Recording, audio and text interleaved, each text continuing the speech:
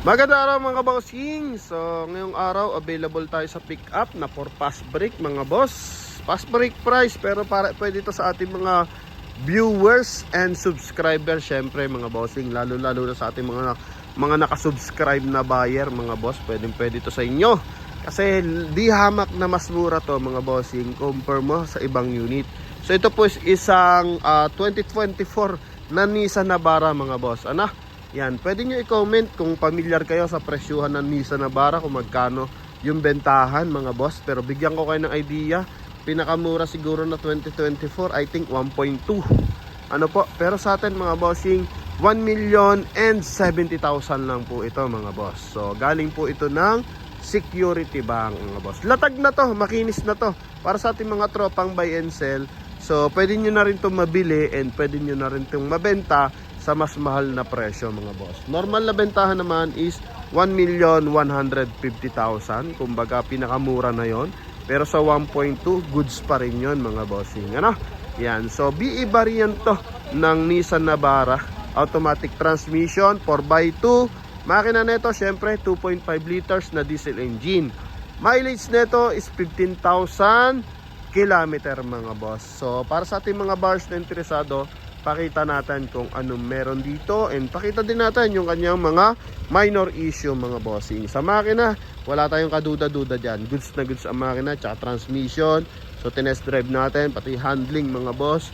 Pagdating sa aircon, papakita natin kung paano magtubig mga boss.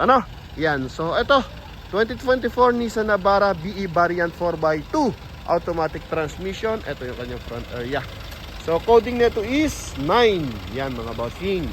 Friday po yan. And ito naman nakita nyo naman yung kanyang headlight.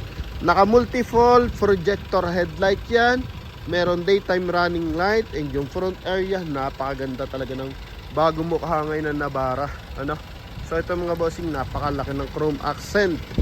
Yan. And same time yung kanyang fog light, same na rin kay Hilux. Yung maliit tapos sobrang liwanag mga boss. Okay, then sa baba meron siyang skid plate.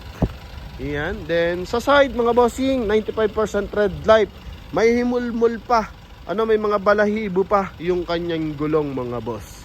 Then naka R17 na mags yan mga bossing. And pakita na, nandito na rin tayo sa front area. Pakita natin yung mga minor issue. So silipin natin. Maliliit kasi mga boss Yan. Okay, may hairlines. Then dito, ito rin. Yan. Okay, pero kita mo naman yung plaka, latag na latag. So, walang yupe. Ito rin mga boss. So, I think, yung ganitong klaseng unit mga boss. Kasi may mga promo kasi ang mga brand new, yung mga dealership, mga bossing. So, goods naman yon.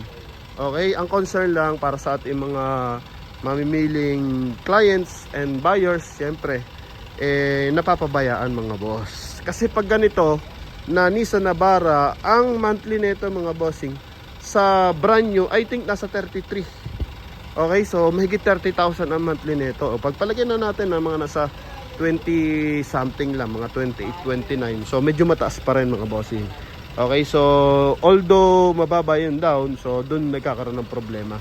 After ma-release, so doon nila kino-compute. Kaya ang ginagawa nila, pinapahatak na lang nila. Lalo na naman hindi accessible ang unit. Yung kasi mga gantong klase is pang contractor, mga construction, supply, mga ganon mga boss. So kung di na approve yung project mo, magkakaroon ka talaga ng problema dito pagdating sa paghuhulog mga boss. So yun yung nakikita ko dito mga bossing. Okay, yan. Kaya ngayon ito halip na ibigay natin sa mas mahal na presyo 1.2 or 1,150, ito 1,070,000 mga boss. Okay, so pwede nyo itong makuha mga bossing. Yan. So meron nga lang mga konting mga issue mga boss, Yan, napakaliliit lang naman, hiwa-hiwalay lang.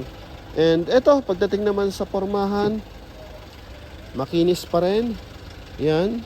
Okay. Power fold, power adjust yung side mirror. Kita mo naman yung upuan, walang kalundo-lundo, may side airbag. Then dashboard niya, sobrang lamig ng aircon to mga bossing sa aircon. Then mileage 20,660. And pinaganda na yung kanyang steering wheel ngayon ng Nissan Navara. So meron na siyang cruise control, voice command mga bossing, yan. And hands-free connection para sa ating 2-din audio system. And same time, naka-automatic climate control to. Yan, automatic transmission to mga bossing. Naka 6-speed automatic transmission, may silver accent tsaka chrome accent dito sa kanyang may gear shifter mga boss. Yan, then same time may armrest na rin, ceiling, napakabango pa. Kung baga nangangamoy, brand new pa rin to mga boss. Nakakahinayang yung mga gantong unit, ano? Kaya tayo hanggat maaari nagbibigay na tayo ng mababang presyo para maiwasan na mag-financing mga boss. Yan. Okay, so may armrest sa second row, may aircon vent, may charging port. Yan, so talagang goods na goods naman. Wala tayong masasabi sa unit mga bossing. Okay. Yung mga minor scratches, aabutin na rin naman natin yan. Kaya sa ating mga buyers na hindi naman masisailan, eto, panalong-panalo to. Pwede to sa inyo mga bossing. Ang laki na madi-discount nyo. Yan, eto mga boss. Kasi for brand nyo mga bossing, I think nagre-range to na 1.4. Ano? 1.4. Yan, so may reverse parking camera rin. And eto mga bossing, naka-LED rin. So wala namang basag yung kanyang mga taillight, headlight, wala naman mga bossing. Then dito sa kanyang tailgate, yan, may mga konting gas-gas ng bahagya. So I think nagamit na to. Kumbaga sa siguro nga tama yung banggit natin siguro. Contractor, no? Yan. Okay, o kumbaga naggipit talaga sa budget mga bossing. So pag nagipit ka sa budget, hindi mo pwede dahilan yung kay bangko mga boss. Hahatakin nila yan. Yan mga bossing. Ano? Kaya mas maganda mag-ipon tayo. Okay? Para nang sa ganon is wala tayong pangambang paghuhulog. Eto, may maliit eh. Kaya binalikan natin. Sa gulong, sobrang kapal ng gulong, suspension, goods na goods. Yan. Dito, step board, eto. So, napagpraktisan din ang bahagya. Oh, yung mga maliliit. Pero maliliit lang talaga. Then ito, 2024 model mga boss. Yan. Okay. Ito yung loob niya. So, goods na goods to mga bossing. Wala tayong malalait dito. Napakalamig ng aircon. So, paano natin masabi? Tingnan mo naman kung gaano tubig yan, oh. Oh. Oh, lakas. Oh. Okay. Ganyan talaga magtubig anong Nissan mga bossing. Talagang pag sa lamig ng aircon, talagang malamig. Yan. Okay, so, puntahan natin yung kanyang engine bay. All basic lang para sa ating mga viewers. OFW man kayo or local. Yan, shoutout nga pala sa ating buyers ng EcoSport. Yung ating tag 280,000 na EcoSport na 2017. Hatak din ng bangko yon mga bossing. Okay, galing yun ng PNB. Ngayon, nandun na sa Mindanao. Okay, doon na pinarehistro. So, tumawag kahapon sa akin, doon na pinarehistro. So, waiting na lang sila sa papers para matransfer. Sabi ko pa nga sa ating buyer, sabi ko, sir, baka pwede i-rehistro mo na bago mo ibiyahe. Yun, malupit. Doon nirehistro ha. Hindi na checkpoint yun. Sabi ko kasi, sir, matnog, baka mahuli ka. Hindi daw sila dumaan matnog. Mga boss. So, eto. Yung ating makina. 2.5 liters na turbo diesel. Yan mga boss. I-clear nyo na lang to kay Nissan kung meron pa tong warranty kasi 2024 model to mga bossing nyo. Walang UP yung mga panel nyo. Okay, baterya all stock. Oh, walang UP yung hood. Yung makina. Turbo diesel yan na 2.5 liters. EBS. Mag-detail na to. Wala kang hahanapin tagas to. Pag ganitong klase mga bossing. Yan, double check nyo na lang kay Nissan kung meron pa tong warranty. Pero kahit walang warranty mga boss, garantisado na. Okay. Recommended to mga bossing. Ang baba ng presyo eh. Huwag nyo lang banggitin kay Nissan na mababa nyo nakuha sa atin. Okay, depreciated price na kasi to. So ganoon talaga mga bossing. Kapag brand new yung binili mo, paglabas ng kasa yan, meron nga tayo, nagre-release tayo minsan eh. I think ang pinakamababang milyahe na na-release natin 200. Mga bossing, pero ang laki pa rin ng presyong binaba. China brand yun. Yan, 200 lang ang milyahe. Kumbaga, sinubukan lang kung ma-approve. Tapos di pa siguro marunong mag-drive. So, yun mga boss. ganun talaga mga bossing. Aircon, wala tayong masasabi. Yan lang. Kung ano nyo, kursunada nyo yung ating Nissan Navara na to, ito mga boss. Okay, sa features, ito may auto headlight yan mga bossing.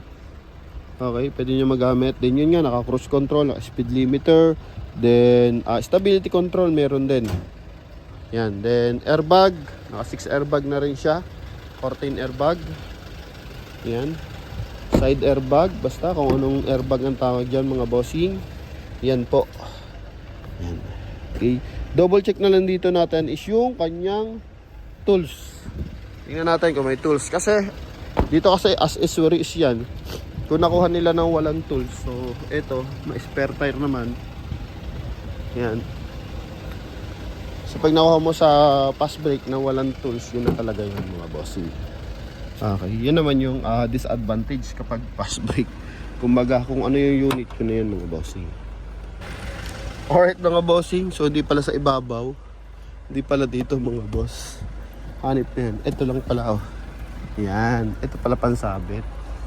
Ito naman talaga oh. Pasensya na mga bossing ha. Sorry na agad.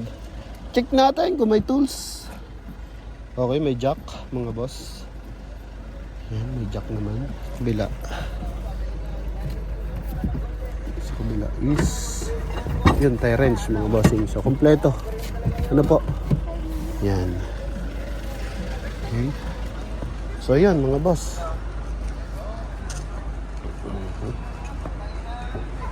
Tignan natin. So, yun sinasabi natin curtain airbags. Yan ha. Mga boss. Okay. Meron sa side. Bukod yung sa upuan. Ito, ang side na to para sa likod yan. Oh, yun lang naman mga bossing. So sa ating mga boss na interesado, ito na. Kuhain nyo na sa halagang 1,070,000. Pwede pa tayo kumurot, sabi ni boss. Eh kung norte kayo or south kayo mga bossing, Visayas, o ito na mga bossing. Ang ganda unit nito mga boss. Ano po? So yun lang mga bossing, thank you very much and God bless.